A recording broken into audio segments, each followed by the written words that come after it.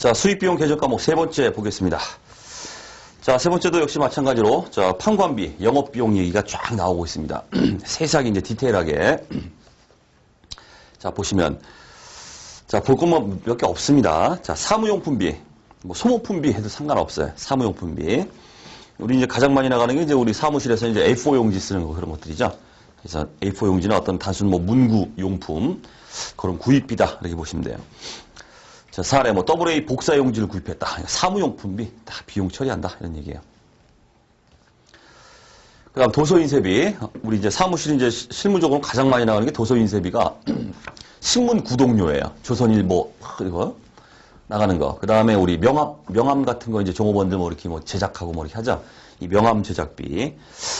뭐 관련 뭐 도서 구입도 있겠죠. 뭐 기타 인쇄대금 뭐 해가지고 도서인쇄비 처리가 들어갑니다. 자, 사례에 뭐 금박 명함 제작비를 지급했다.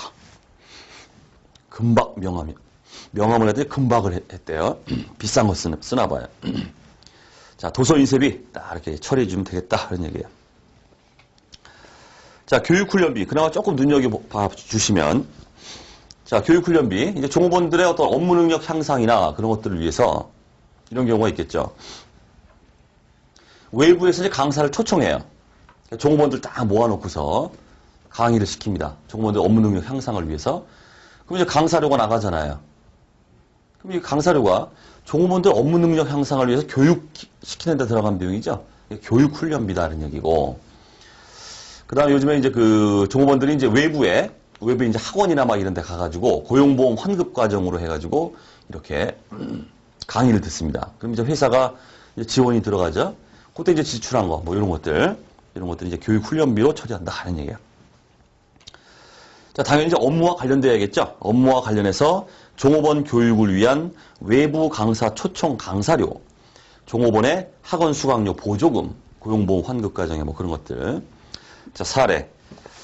자, 강경석 세무사에게 종업원 회계 원리 강의료를 원천징수세액을 제외하고 지급했다 하게 되어 있습니다. 자, 지급한 게 지금 100원인데 교육훈련비하고 비용 처리가 들어갑니다. 100원. 자, 그럼 현금은 얼마를 지급하느냐? 요거 때문에 조금 눈여겨보시라는 거예요. 자, 강사료, 강경석 세무사 회계원리 강의를 시켰어요. 그리고 강경석 세무사한테 이제 100원을 다 주느냐? 그렇지 않다는 뜻이에요. 100원에서 이 강사 입장에서는 이게 무슨 소득이냐면 기타 소득이라고 합니다, 이걸. 우리 소득세법상에 기타 소득이다 그래가지고 지급하는 사람이 원천징수를 해야 돼요. 원천징수를. 강사로 지급하면서 다 주는 게 아니라 거기서 그 세금만큼은 원천징수를 했다가 가지고 있다가 내가 납부를 해요. 마치 이게 우리 갑근세 그거랑 똑같죠. 그겁니다. 자, 그래서 예수금하고 요 처리가 나온다는 거 그것만 좀 눈여겨 좀 봐주시면 돼요. 예수금 우리 교재 뭐 4원이다 이렇게 돼 있죠. 나머지 96원 차인 지급액 96원을 지급했다. 저는 얘기입니다. 좀 뭐 참고로 말씀드리면 이 4원은 좀 의미가 있습니다. 괜히 제가 뭐 4원 해놓은 게 아니에요. 우리 소득세법상 기타 소득에 대해서는 원천징수세액이 어떻게 되어 있냐면은 총 수입 100에다가 참고 원천징수세액이 100원이죠. 여기서 받은 그 총 수익 금액입니다. 100원에 80%를 필요경비를 인정해줘요. 강사가 뭐 자기가 비용 나간 게 뭐 있겠어요. 자가용 운전하고서 이게 교육장까지 왔다 그러면 자가용 뭐 휘발유값이나 뭐 얼마 되겠죠? 그렇더라도 우리 소득세법에서는 무조건이에요. 무조건 수익 금액의 80%를 경비로 인정해 줍니다. 따라서 이제 80%를 차감해 버려요. 그럼 20원 남죠? 그 20원에다가 기타 소득 원천징수 세율이 20%예요. 그래서 4원. 의미가 있는 숫자예요. 참고.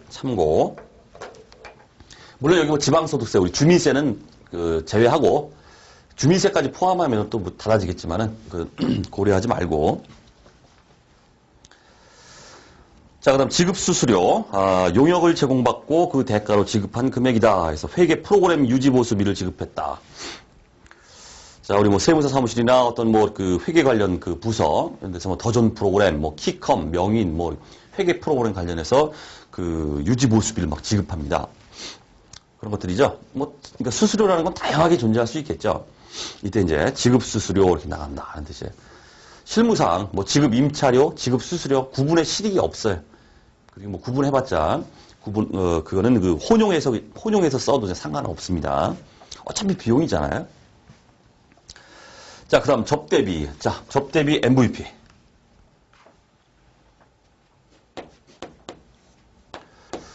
자, 이 접대비에서 언급이 될 때 항상 세트로 붙어 다니는 게 있습니다. 이게 뭐냐면 기부금이에요. 자, 결론만 말씀드리면 이 접대비는 판관비입니다. 영업비용이다 이런 얘기죠. 자, 기부금은 우리가 영업 외 비용이다. 영업과 관련이 없다. 영업 외 비용이다. 우리 시험용으로는 이게 이제 집중돼요. 이게 잘 나옵니다. 접대비는 영업비용, 판관비입니다. 접대비가 뭐겠어요? 거래처 누가 있다? 거래처 걔한테 뭔가 갖다 수주를 받거나 좀 뭔가 도움받기 위해서 어떻게 하겠어요? 사바사바 한다는 얘기죠. 뭐 회사 주고 또 술값 술 사주고 막 이렇게 구슬리기 위해서 업무와 관련돼 있잖아 이게. 그죠? 우리 회사 업무와 관련돼 있습니다. 얘를 구슬려야 우리가 어떤 매출이 늘어나고 할 수도 있잖아요. 그렇기 때문에 이거는 판관비, 영업비용으로 보지만 일반적으로 우리 기부금 다 아시죠? 기부금, 불우유토끼 성금 막 이런 것들이에요. 불우유토끼 성금. 뭐 태안 앞바다에 뭐 기름 유출 사건이 일어나가지고 막 뭐 난리가 났다 이렇게 하게 되면은 우리 이제 기업체, 대기업 같은 경우는 의무적으로 누가 막 안 해도 그냥 불우유토끼 성금 막 내죠. 강제라고 이제 보는데 우리 이제 기업의 사회적 책임이다 이렇게 말해요. 기업의 사회적 책임. 그렇기 때문에 뭐 대기업이 있다 그러면은 그런 국가 재난 사태나 이런 게 일어났다 그러면 안 낼 수도 없어요. 안 내면은 그 기업의 사회적 책임을 다하지 못하고 있다 그래가지고 욕 먹으니까 반강제적으로 그냥 돈 내죠. 이런 게 다 기부금이에요. 참고로 우리 서울대 그 서울대 경영대학원의 입학시험을 보게 되면은 입학시험 그 첫 번째 1번 문제가 논술형으로 기업의 사회적 책임에 대해 논하라 이렇게 나와요. 그러니까 자기 마음대로 쓰는 거예요. 기업의 잘 쓰면 이제 좋은 점수 받는 거고. 그러니까 참고로 뭐 그런 게 있는데. 어쨌든 이런 게 기부금입니다. 영업과 관련 없어요, 이거는.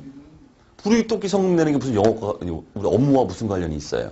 그래서 이제 기업 차원에서는 기부를 하니까 이제 뭡니까? 좋은 일 했다 해서 기업의 어떤 그 이미지 제고를 위해서도 좋고, 또 기부금은 비용이잖아요. 비용 처리해준다는데. 물론 세법상 한도에 걸려가지고 좀 깊숙한 얘기지만 한도가 있어서 이제 비용 인정받지 못하는 부분도 있지만은 어쨌든 이렇게 돼 있다. 구분을 좀 해주시라는 얘기예요. 접대비는 영업비용, 판관비다. 기부금은 영업의 비용이다. 요거 중요합니다. 자, 업무와 관련하여 개요에 거래처에 지급한 경조금. 거래처 뭐 사장 딸내미 결혼한다. 접대비입니다. 선물 줬다, 축의금 줬다, 주류대, 술 사줬다, 막 이런 것들이죠. 영업비용이다, 판관비다. 이렇게 되어 있습니다. 이게 바로 이제 비교에 나오잖아요. 기부금. 업무와 관련 없는 지출이다. 그렇기 때문에 영업 외의 비용이에요. 됐죠? 자, 사례. 뭐, 곤드레만드레 주점에서 거래처를 접대했다. 그럼 접대비. 자, 그 다음 보험료. 우리 앞에서 본 건 뭐였습니까? 고용보험, 산재보험의 이 회사 부담분. 그게 보험료라고 그랬죠? 그게 있고. 그 다음에 이제 각종 보험료가 있을 겁니다.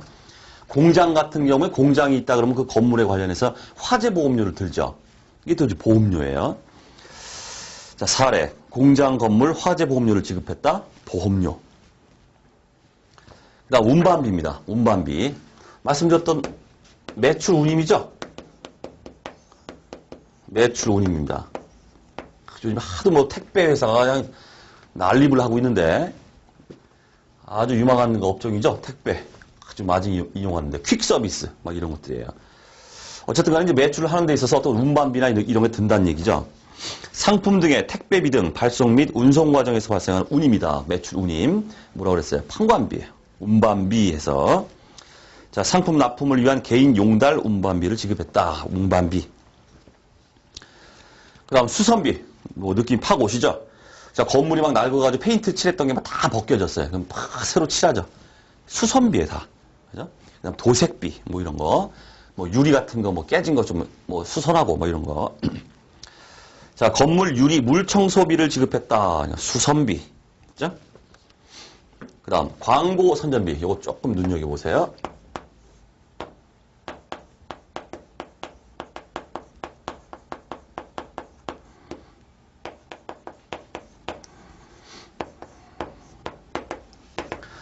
자, 광고 선전비, 접대비.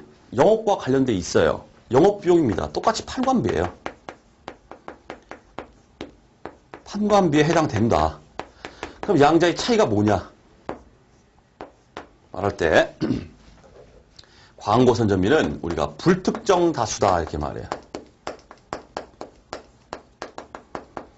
접대비는 특정인.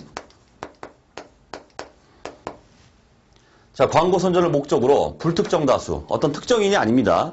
불특정, 특정돼 있지 않은 여러 사람한테 막 뿌려버렸어요. 광고 선전을 위해서. 이렇게 하게 되면 광고 선전비라는 뜻이고, 특정인, 우리 거래처 사장 누구, 그놈 구슬리기 위해서 이렇게 지출했다. 이렇게 하게 되면 접대비다. 차이가 불특정 다수냐, 특정인이냐 이거에 따라서 광고 선전비, 접대비 차이가 난다는 얘기예요. 자, 계획 불특정 다수에 대한 나오고 있잖아요. 광고 선전을 목적으로 지출하는 판촉 활동비다. 비교에 특정 고객을 상대로 한, 즉 어떤 거래처, 그죠? 특정 고객을 상대로 한다면 접대비다. 이런 얘기예요. 자, 사례. 신상품 홍보 현수막 설치비를 지급했다. 현수막 쫙 광고하죠. 광고 선전비, 판관비입니다. 다. 자, 뭐 그 다음에 뭐 볼 게 없습니다. 뭐 보관료, 상품 등의 보관을 위해서 외부 창고업자에게 지급하는 금액이다.